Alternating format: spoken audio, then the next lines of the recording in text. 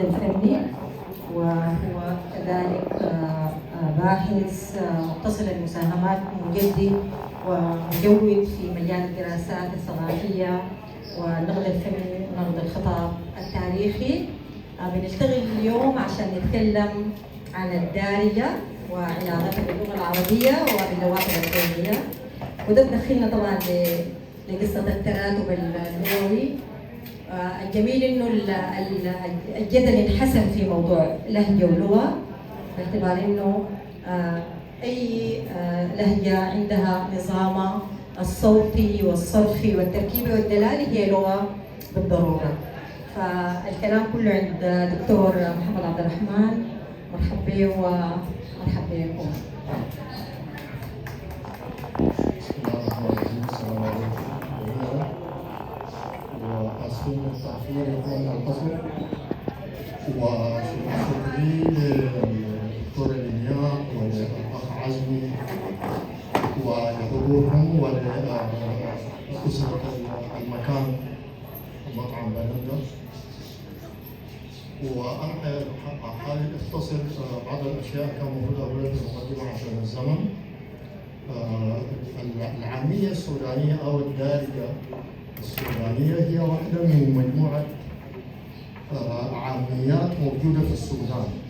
طبعا بيتكلم عن عامية وسط السودان العربية، اللي هي واحدة من لهجات السودان الكثيرة، هي موجودة في وسط السودان، وهذا بالتحديد حيتكلم عن الموجودة في منطقة الخرطوم الكبرى والمناطق المحيطة بها، اللي هي دي المنطقة اللي بتكون اللهجة بتاعتها منتشرة حتى في الأقاليم في حتات معينة.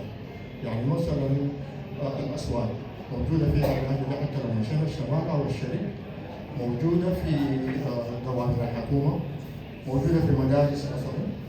وده العدد من الأسباب. أولا لأنه هي دي اللغة بتاعت الوسط اللي فيه السلطة السياسية، فيه الأجهزة الإدارية بتاعت الدولة والإعلام بتاع الدولة الرسمي. وأيضا لأنه الأقاليم مرتبطة مع المنطقة دي بأنشطة تجارية بظواهر كثير. فعلى أي حال من الأسباب اللي خلتها تنتشر مش لأنه هي عندها أي ميزة على اللهجات الثانية. ده بالإضافة لأنه في لهجات يعني ماشية في اتجاه إنها تبقى لغات، هي أقوى من لهجة وسط السودان لأنه هي دي ما زالت لهجة عربية. لكن زي مثلا لهجة جنوب السودان اللي هو الآن يسموها الرجوع، هو ماشي في اتجاه إنه يبقى لغة جانبية، لأنه الآن تراكيب عنده قواعد جانبية مستقلة عن قواعد العربية بتاعته. يعني في كلمة أنتكم عملتم كده. الضمير بتاع ميم عادة في العربية ما ممكن يجي في، يعني الضمير ميم مع الكاف ما بيجي مع حاجة زي أنت. بنقول أنتم لكن ما بنقول أنتكم. كاف ميم بتجي مع الأفعال. ضربتكم أو سألتكم. فعلي حاجة هي دي واحدة من الاختلافات. وطبعا في لهجات ثانية ماشية برضه في إنه تتطور تبقى زي العربية زي لهجة النوبة مثلا. فأنا حأتكلم عن لهجة وسط السودان، وحأتكلم بالتحديد عن ظاهرة معينة هي الأصوات، لأنه الكلمات اشتغلوا حولها كثير من الناس.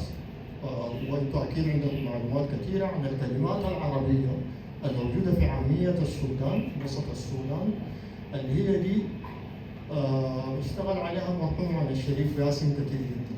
يتكلم عن أصول اللهجات العربية الجات من الجزيرة العربية، وبما أنه هي لهجة عربية شيء طبيعي يكون عندها روابط مع اللهجات بتاعت الجزيرة العربية. الشيء ما مألوف هو الكلام عن الأصوات، لأنه دي بتودينا للغات الأفريقية، وأنا داير أتكلم عن الموضوع ده لأنه ما في كلام كثير حوله، كلام قليل جدا جدا حتى على مستوى الدراسات الأكاديمية. الملاحظة المهمة هي إنه اللغة العربية عموما في السودان بكل لهجاتها هي موجودة في وسط السودان، ما موجودة في الأطراف، ودي من الظواهر الغريبة. إذا الناس بيقولوا إنه العرب مهاجرين إلى السودان إما عن طريق مصر أو عن طريق الجزيرة العربية البحر الأحمر، الشيء الطبيعي كانت تكون اللغة دي موجودة إما في شرق السودان اللغة العربية وتكون موجودة في شمال السودان، لكن أبدا هي موجودة في الوسط ومحاطة باللغات الإفريقية تماما من كل النواحي.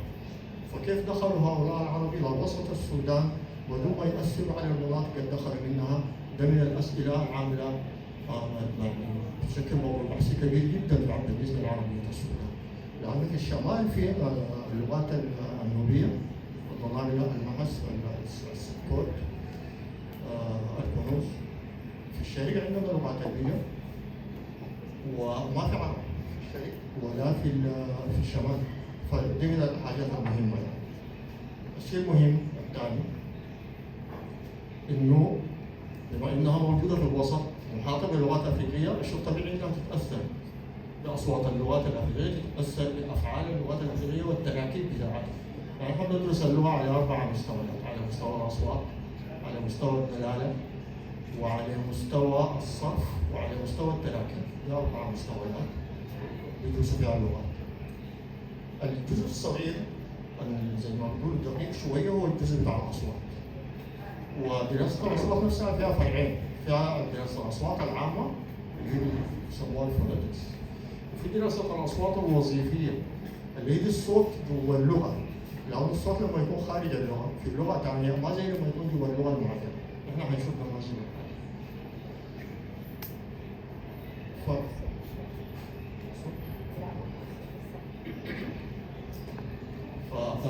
فالشيء المهم انه الاصوات هي مساله دقيقه شويه، فلذلك انا افتكر مهم. الكلمات اذا غير ناخذ نماذج لكلمه في العاميه السودانيه نحن بنستخدمها كثير جدا لكنها هي فصيحه. هذا كان شغل استاذ الله يرحمه الشريف قاسم، كلمه النظم. لانه نحن لما نيجي نعرف اللغه اصلا بناخذها من كلام الناس، ما في لغه طبعا موجوده في الطبيعه. يعني الانجليزي، الفرنسي، اي لغه في الدنيا هي قاعده في كلام الناس، لذلك اللغات بتموت زيها وزي البشر بتعيش. ودي من الحاجات المهمه والمنزله في نفس الوقت. انا عندي فيديو هنا ان شاء الله الشاشه تشتغل، لانه فيديو عن اللغه بتموت فاضل فيها اخر متحدث، فكنا عايزين نشوفه. ولغه هي في لغه في غيرها في عندها صله غير. فدي من الحاجات برضه الغريبه. الشيء أنا عايز أضيف عنده هو اسم اللغة في الأول. يعني إحنا العامية السودانية ما عندنا لها اسم، لكن عامة اللغات الدنيا كلها السيادة ما قاعد يسموها، لأنه ده الكلام اللي بيتكلموا ما نشوف في شيء يسمى أصلا. ولو سألنا أهل محدثين اللغات الأفريقية الموجودين في السودان دائما اللغة بيكون اسمها الكلام. يعني لما نقول له لغتكم شنو بيكون يقول لك الكلمه بتاعت الكلام اللي في اللغه، يقول لك لغتنا اسمها كده، هي بتكون الكلمه دي معناها الكلام، لانه ما في شيء اسمه اللغه مفصوله عن الكلام. فمثلا الضلائع في شمال السودان عندهم اندي لو قلت لهم اللغه بتاعتنا اسمها شنو يقول لك اندي هي معناها حقنا، ما معناها اللغه، معناها حقنا، بس بيكرروها يقول لك اندي يعني حقنا نحن. في التشديد على كلمة حقنا دي اللي هي إشارة لأنه الشيء ده حقنا، دي طريقة كلامنا. فنحن بعدين نسمي اللغة دي نسميها النظم أو النظمي، لكن النظمي عندنا تختلف عن النظم في العامية السودانية. يعني الزول بيقول لك فلان ده بينظم وننظم وكده.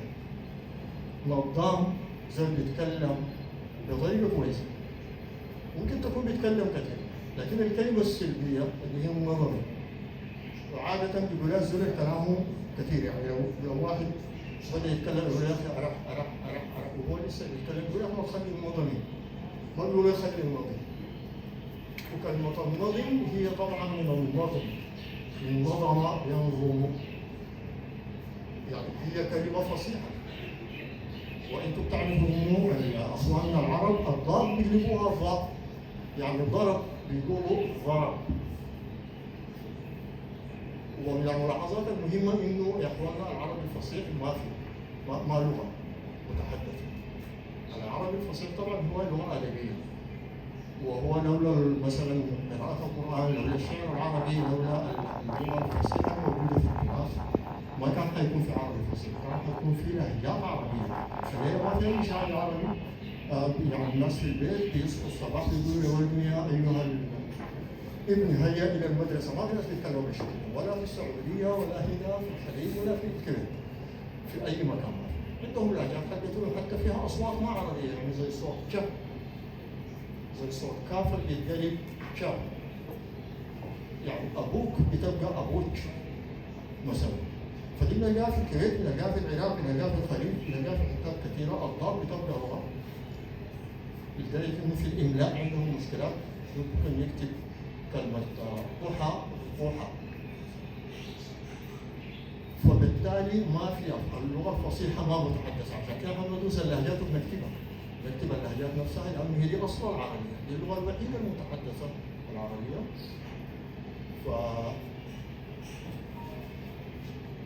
نظم ينظم اللي هي نظم ينظم، لأن الضاد بتتقلب ظاء طبيعي جدا في العربية.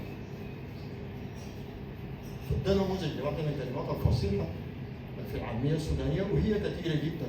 لكن طبعا للمغرب في كلمات كثيرة جدا، عشان كمان ما ندعي الفصاحة ونقول إنه لهجتنا، وده كلام قاعد يقول السوداني كثير، إنه لهجتنا هي أقرب لهجة للغة العربية الفصيحة وكذا. نحن عندنا كلمات كثيرة جدا على مستوى القاموس، يعني هي ما عندها علاقة بالعربية الفصيحة كثيرة. يعني أمسك كلمة زي دنجر، دنجر وجنب وكلمات كثيرة جدا. لكن دي من الحاجات بتاعت حركات الجسم، وحركات الجسم هي الأسماء بتاعتها بيسموها القاموس الأساسي. أي لغة في الدنيا عندها أسماء مثلا أفراد الأسرة، عندها أسماء الألوان، عناصر الطبيعة، السماء، القمر، الشمس، البحر، حركات الجسم، بيسموها القاموس الأساسي، اللي هي بتوري إنه اللغة دي أصيلة، تكون الكلمات دي حدتها وما موجودة في المكان. فكون يكون عندنا أسماء زي دي بحركات الجسم، ده معناها نحن عندنا مصدر ثاني حتى في الكلمات غير الكلمات العربية الفصيحة. وده بيتأكد لما نمشي للجزء الدقيق في اللغة اللي هو يكون الكلمات نفسها زي الأصوات. نحن بننطق صوت قاف ق، وده نطق فصيح زي الكلمات. نقلب القاف ق، هذا صحيح جدا زي اللهجات العربية. وما زي إخواننا المصريين اللي هو يقلبوا الجيم، جمل تبقى جمل، لا ده ما فصيح. الفصيح ممكن تقلب الجيم قاف ق، لكن ممكن تقلب القاف ق. وهي لهجة صنعاء، يعني اخواننا في صنعاء مثلا بينطقوا حتى القرآن صحيح انت تقراه بق، ممكن تقول قل هو الله احد، ما في مشكلة. فإذا دي فصيحة. لكن نجي لأصوات زي ج، ج ما في إلا في الإنجليزي، أو من بعض اللهجات العربية لما قلنا كلب ممكن تبقى جلس. لكن احنا عندنا ج صوت أصيل في العامية السودانية، وواحدة من الأصوات اللي بدأت تتلاشى لكنه ما زال موجود مستخدم. مثلا من الكلمات المستخدمة فيها جاء وماشية زي ما قلت تقيل من الأصوات اللي حتروح يعني للأسف. بعد شوية حيكون في عربي الصافي، ما حيكون فيه أثر للغات الأجنبية السودانية بتأثير الإعلام، التلفزيون، تربية الأجيال الجديدة اللي هم ما يحبوا يتكلموا الكلمات اللي فيها أصوات غريبة. يعني زي كلمة كتشن، ولا كده كتشن، الزول ده كتشنته مما يوم سوى كده. فكتشن بمعنى يكره. أنا ما أعرف الليلة متداولة ولا لا، لكن الناس الكبار يعرفوا عنها. بس الأجيال الصغيرة ربما تكون ما مسموع عليها كثير. صوت ج صوت أصيل، في كلمات كثيرة ثانية اليوم. فصوت ج موجود، عشان كده ما حيروح بسهولة زي صوت نيا. يعني في كلمة زي جبجبة مثلا، أزال جبجب وجبجبة دي كلمة جديدة، لكن مختصة بصوت ج معناها صوتها حيستمر. بس نيا لا، صوت نيا واضح إنه ماشي يختفي، لأنه الكلمة اللي فيها نيا الليلة كان يكون حتى الكبار يمكن ما سمعوها كثير زي النيرة. نقول لك مشيت لفلان وقام نيرة فيني، أو طلبت منه قروش نيرة فيني. فنيرة بمعنى نهرني أو كورك فيني أو كده قام فيني. صوت نيا الآن من الأصوات اللي تكاد تكون يتلاشى. استخدم الكلب نيرة للكلب مش كده؟ بالضبط صحيح. وهي بالمناسبة من أصوات اللغات النوبية نيري صوت نيل بالضبط. فده يكاد يكون إكلاشة، أما الإكلاشة فعلا وده غالبا يكون ما في سنين صوت يكاد يكون ما في، وده بيكتبوه بالإنجليزي واحنا كنا محتاجين للشاشة للكلام ده. جي مقلوبة بالضبط أو إن جي ممكن يديك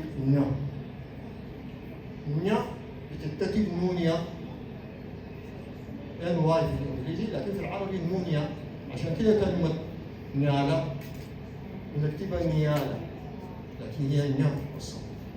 زي كينيا بنكتبها كينيا هي كينيا. فالعرب من زمان الصوت نيا يعني له نونيا بيعرفوها. عشان كده الكلمات حتى في اللغة الفصيحة البينونيا هي نيا في الأصل. فصوت نيا انتهى صوتنا ما في، لكن في كلمة الآن نحن نستخدمها اللي هي نقنق ونقة أصلها من نم ونطقها صعب نم عند هذا، لكن نم بعدين بقت نقنق وبقت نقنق ونقة ما قدرنا نعرف مصدرها من، لكن في الغالب تكون من لغات جنوب السودان. في كلمات من لغات جنوب السودان دخلت الأصوات جزء الصوت نيا، لكن إنه عدد من الكلمات زي نياركوك وزي نيل والصوت كا زي ما قلنا لأنه صوت مألوف ومستمر بنلاقيه في كلمات عربية حتى عند العرب الأصيلين بيستخدموه زي جت. الحاجة دي كلها لك جت. فصوت كا ما زال موجود في العربية. الظاهرة الأهم من دير كلهم اللي هي ظاهرة ما موجودة في أي لهجة عربية ثانية، نحن بالنسبة لنا أصيلة وأساسية جدا، اللي هي نحن بنسميها النبر في العربية الفصيحة، الناس الإنجليزي بيسموها ستريس. نحن عندنا مهمة ليه؟ لأنه هي بتغير المعنى، هي زيها زي الأصوات الأساسية، يعني الصوت الأساسي هو عندنا الصوت اللي أنت إذا غيرته احتفظت بنفس البيئة الصوتية في الكلمة وغيرت الصوت ده بس الكلمة بتتغير عن صاحبها له، يفهم منها معنى مختلف. النموذج بتاعها زي سارة وصارة، السين والصاد هم نفس الصوت، المخرج بتاعهم واحد في اللغة العربية، هو صوت أسناني. السين والصاد بيطلعوا من الأسنان، المخرج بتاعهم من هنا. بس السين هي صوت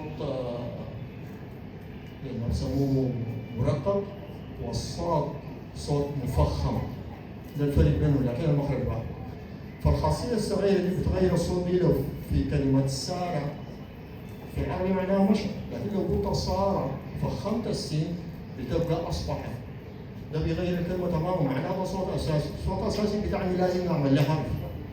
يعني في كتابة اللهجات لما نجي أي صوت يغير معنى الكلمة ده بيبقى صوت أساسي، فلازم يتعمل له حرف. عشان كده احنا عندنا حروف في العامية حقتنا عندها حرفين، هي صوت واحد في العربي، وفي كل اللهجات العربية صوت واحد، بس نحن عندنا لازم نعمل لها حرفين. زي اللام عندنا لازم يكون عندها حرفين، ونحن عاملين لها حرفين للأسف ما حنشوفهم. في عندنا لام فيها نقطة من فوق، وعندنا لام ما فيها نقطة. والراء برضه عندنا لها حرفين، عندنا راء فيها نقطة من تحت وفي راء ما منقوطة. ليه؟ لأنه نحن عندنا راءين بيغيروا معنى الكلمة، واللي هو ده ما بيعملوه أي عرب في الدنيا. يعني نموذج للكلمتين فيهم نفس البيئة الصوتية مع اختلاف الراء، مرة تبقى مرققة راء، ومرة تبقى مفخمة راء، تغير لنا المعنى. اللي هي ريح وريح، يقول لك يا أخي ريحني، لكن لو قال لك ريحنا دي كلمة ثانية مش كده؟ وهو دي ما حيعرفها أي عربي، دي نعرفها نحن. لأنه الراء عند العرب لو قلت رسم أو رسم ما في مشكلة، هي الكلمة. لو قلت له ريح أو ريح واحد يفهموا نفس الكلمة. لكن نحن بنفهمها كلمة مختلفة.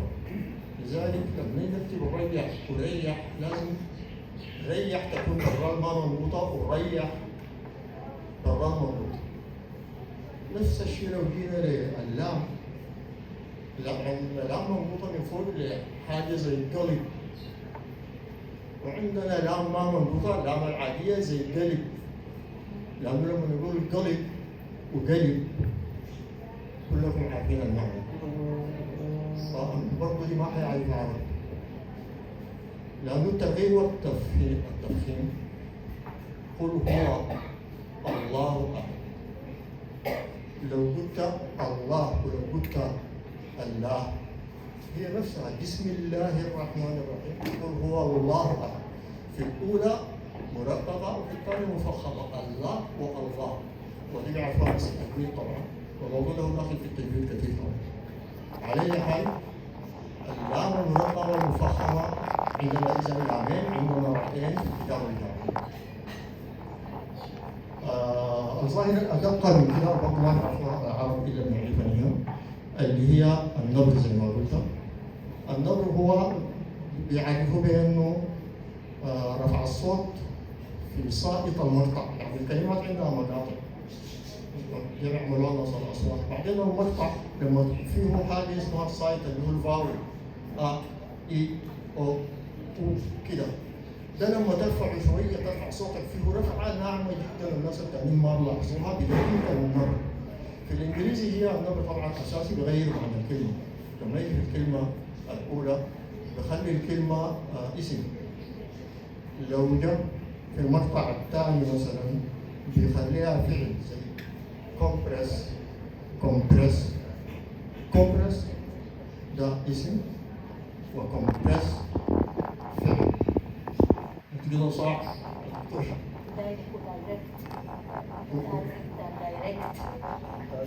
دايركت and direct. بالضبط للناس الانجليزي طبعا. فدي بتغير المعنى. ما في لهجة عربية فيها الخاصية. يعني لو قلت نمشي قلت نمشي ما في فرق، ولا في عربي لاحظ الفرق. نمشي ضغط على الأول، نمشي ضغط على المقطع الثاني، لكن ما بيفرق مع العربي ولا معنا نحن. بس نحن بالنسبة لنا النبر ده في كلمات معينة مؤثر جدا بغير المعنى تماما.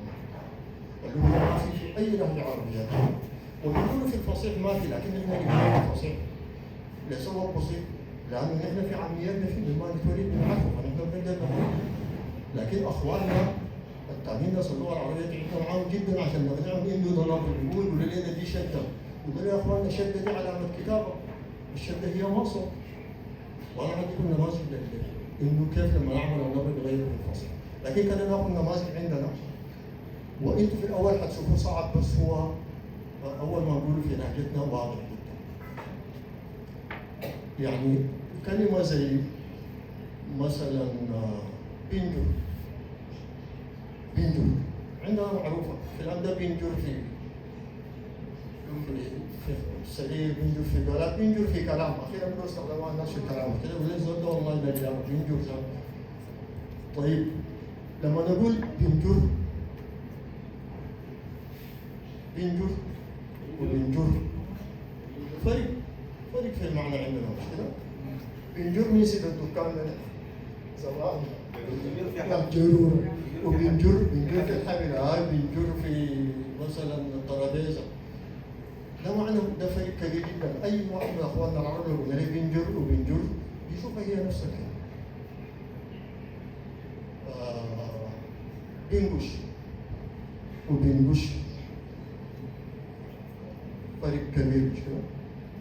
طيب دي فيها تراكيب، فيها تصريفات. لأنه بنجش في ده فعل، نحن بنجش في باء بعدين نجش. لكن لو جينا للكلمة بنفسها بدون إضافة باء أو كده، زي 3 و3،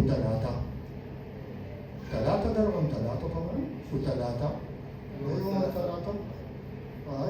لكن دي ما حيعرف لكل أي واحد برضه ما هو من المتحدثين العامية السوداني. دي فروق دقيقة وناعمة جدا. اللي هي دي بنسميها نحن النبر بتاع كومبريس وكومبريس.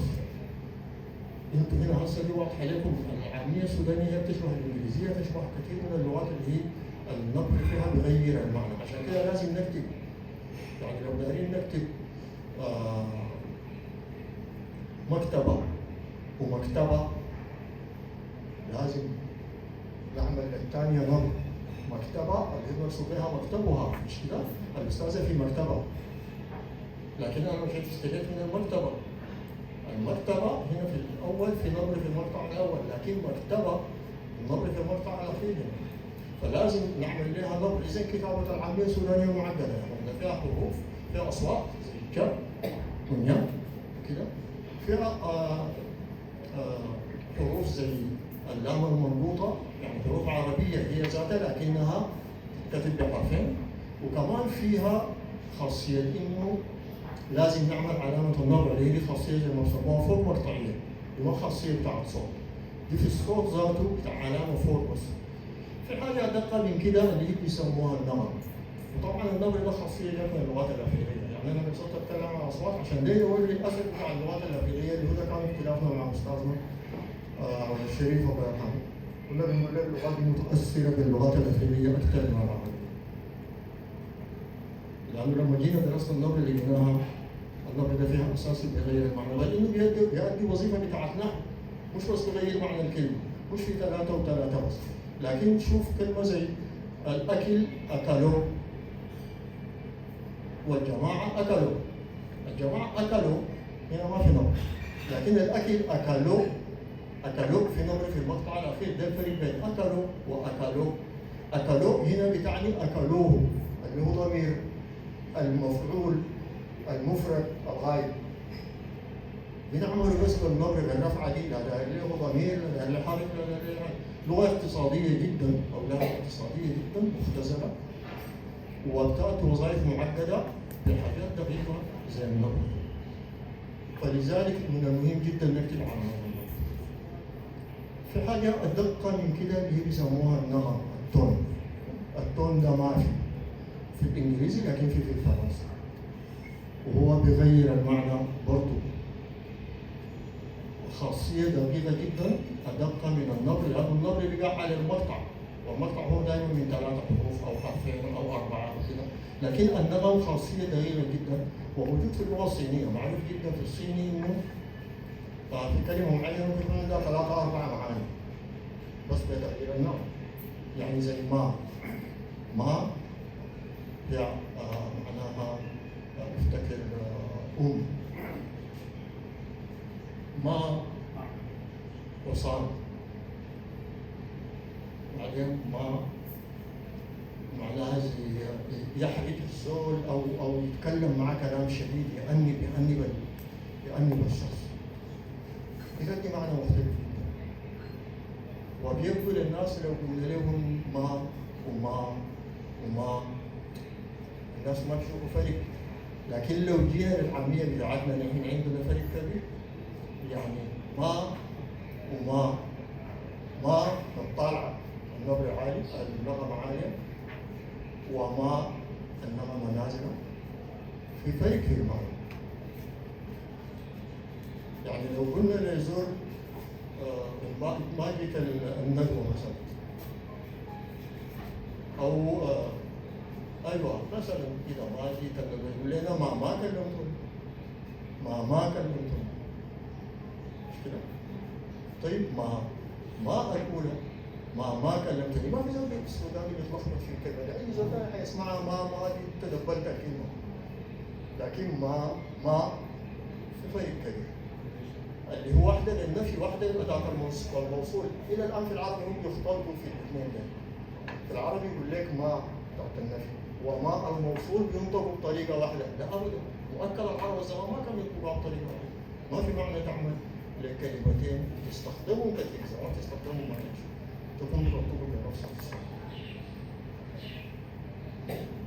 زي الآية القرآنية ما كذب الفؤاد ما رأى، ما كذب الفؤاد ما رأى. فما الأولى للنفي، وما الثانية الموصول. دي يعني قاعد يتعبوا فيها الناس جدا، لكن اي سوداني حيقول الطريقه الصحيحه اصح من اي لغه.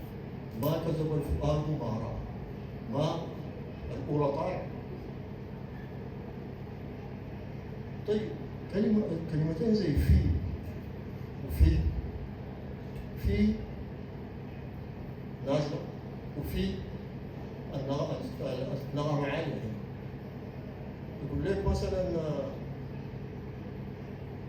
ابوك في، يقول لك في البيت، في البيت. في الاولى ده معنى موجود مش كده؟ في هنا النغم عالي. في الثانيه نغم نازل معناها في العاديه بتاعت العربي بتاعت الفجان. ده نغم، دي خاصيه بتاعت اللغات الافريقيه، دي معقده جدا، والناس لو ما افاقوا بعنف ما بيقدروا يشيلوا خاصيه زي دي ويوظفوها بطريقه اللغه العربيه نفسها ما قادره توظفها. يعني اللغه العربيه نفسها لها منفصل زي ما قلنا بين المؤنث والمفعول. المهم الكلام ده كثير.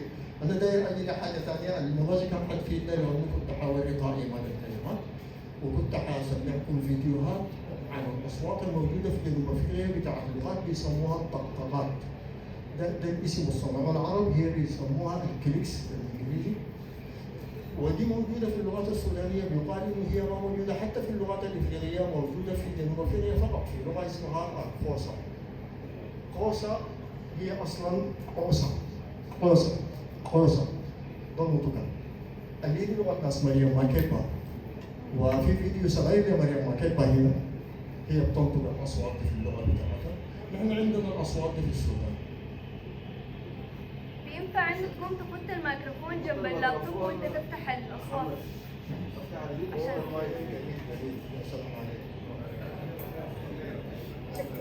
شفت فرق الاجيال يا جماعه؟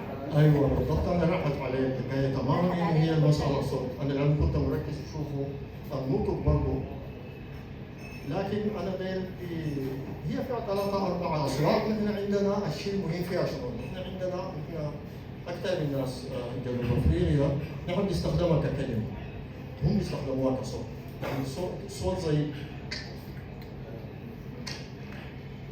الصوت اختفى، زي ما قلت مع الاجيال اللي ما تحب تستخدم كلمات يشوفوها مورقه في الدارجيه، وكلام بتاع يقول لك ده كلام عرب ساكت وكلام يعني غير بيسيب الحركات دي.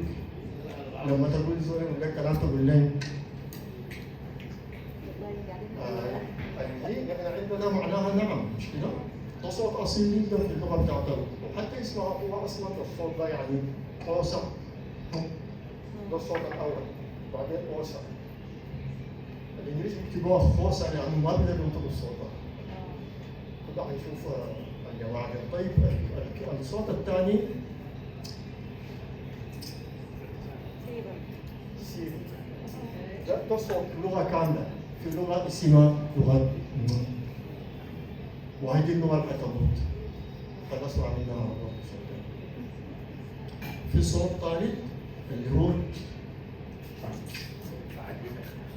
ده انا ما اعرف.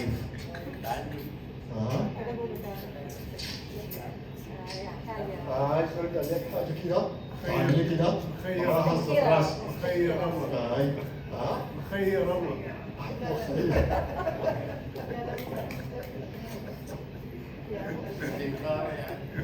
طيب نحاول نسمع.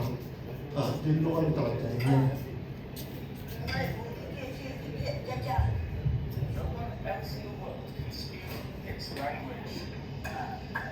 Katrina ESO is the young person it's one of a group of indigenous South African languages all stamped out by decades of colonialism and apartheid. But at 90 years old, ESO doesn't relish being its sole protector.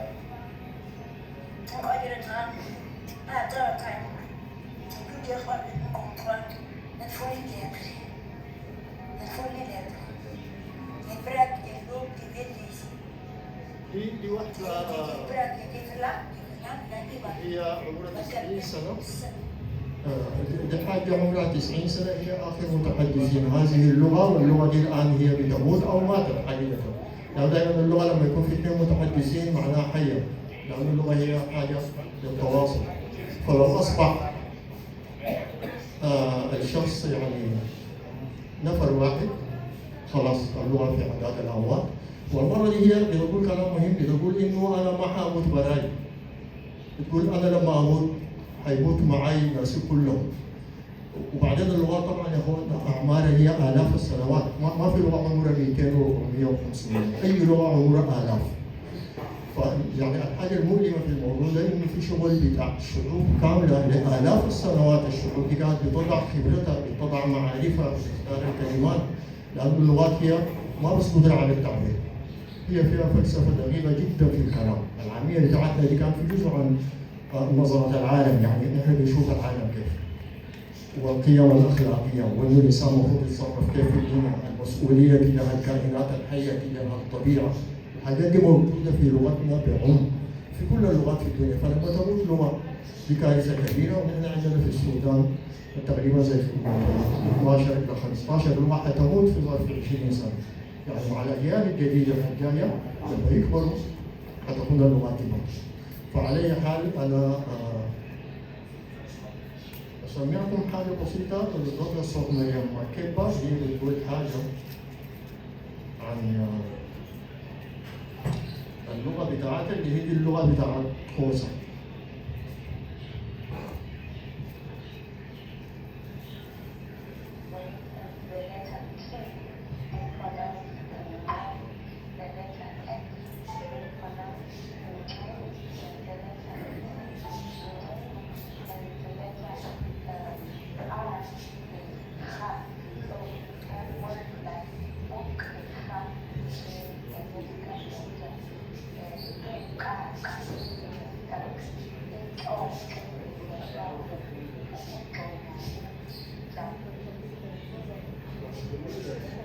هي عندها أغنية جميلة كان ممكن نسمعها، لكن أنا كلامي تبع كده وعشان اللي خزنتنا. لكن أنا لسه يعني